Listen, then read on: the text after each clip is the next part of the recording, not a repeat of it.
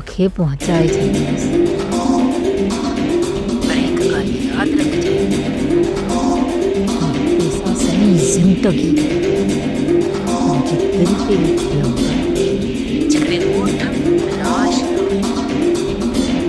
केड़े भी तरीके से होठ में बच्ची पहुंची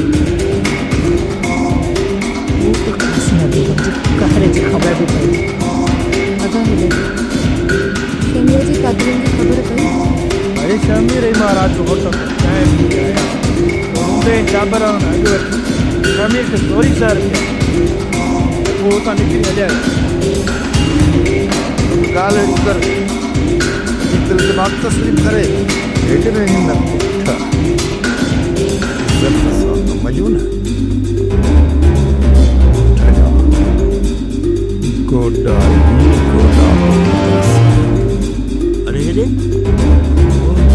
ताकत देखी मुट्ठी खाता बाजू तो पूछा गोडा